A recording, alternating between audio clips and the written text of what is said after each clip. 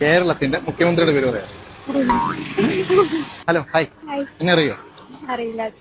അപ്പം ഞാൻ ഇൻസ്റ്റാഗ്രാമിൽ വീഡിയോ ഒക്കെ ചെയ്യുന്ന ആള്. എന്നെ ഫോളോ ചെയ്തിട്ടുണ്ടെങ്കിൽ എന്നെ അറിയെങ്കിൽ ഞാൻ ഇപ്പോൾ ഈ സമ്മാനം തന്നില്ല. അതുകൊണ്ട് ഓക്കെ, ഞാൻ ഒരു ചോദ്യം ചോദിക്കാം. കേരളത്തിന്റെ മുഖ്യമന്ത്രിയുടെ പേര് പറയാം. അറിയില്ല. എന്താടാ ഇത്? അറിയില്ല. മുഖ്യമന്ത്രിയെ അറിയത്തില്ല. ക്യൂട്ട് കേളിന് മുഖ്യമന്ത്രിയെ അറിയത്തില്ല. ഇത്രയും പ്രഗത്ഭനായ മുഖ്യമന്ത്രി അറിയാത്ത ആരോ? പേരെന്താ? ബെച്ചിന്റെ വീട് എവിടെയാ? വയനാട്ടിലുള്ള കുട്ടിക്ക് തൊട്ടടുത്ത് കിടക്കുന്ന നമ്മുടെ മുഖ്യമന്ത്രിയെ അറിയത്തില്ല.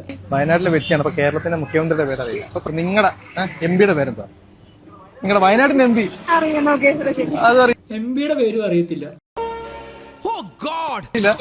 ആ പരമായിട്ടൊന്നും രാഷ്ട്രീയപരമായിട്ടൊന്നും അറിയില്ല.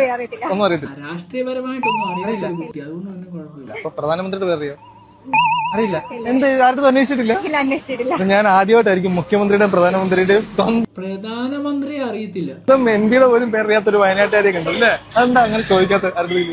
രാഷ്ട്രീയം അന്വേഷിക്കും നോക്കാറില്ല. വോട്ട് ചെയ്യാൻ പോവോ? അതുകൊണ്ട് രാഷ്ട്രീയം പുള്ളിക്കാരത്തിൽ ശ്രദ്ധിക്കാറില്ല. അതുകൊണ്ടാണ് കേട്ടോ. അപ്പൊ ഈ വോട്ട് ചെയ്ത് ആർക്കാ? രാഹുൽ ഗാന്ധി. അല്ല, ഇന്ദിരാഗാന്ധിക്ക്. രാഹുൽ ഗാന്ധിനെ ചേച്ചിക്ക് അതല്ലേ അവിടുത്തെ എം പി? വോട്ട് ചെയ്യാൻ പോകുന്നത് ഇന്ദിരാഗാന്ധിക്ക്. ജയിച്ചായിരുന്നോ? ഏത് കാലത്താണ് ജനിച്ചത്? രാഹുൽ ഗാന്ധിയുടെ ചേച്ചിക്ക്. അറിയില്ല. അപ്പൊ നിഷ്കളങ്കായ ഒരു പാവം കൊച്ചാണ്. ആരും ഏറിൽ കേട്ടില്ല. അതിന് വല്ലാണ്ട് അറിയാത്ത. അയ്യോ, നിഷ്കളങ്കയായ ഒരു കുട്ടിയാണ് കേട്ടോ. അറിയാത്തവനാണ്. ഓക്കെ.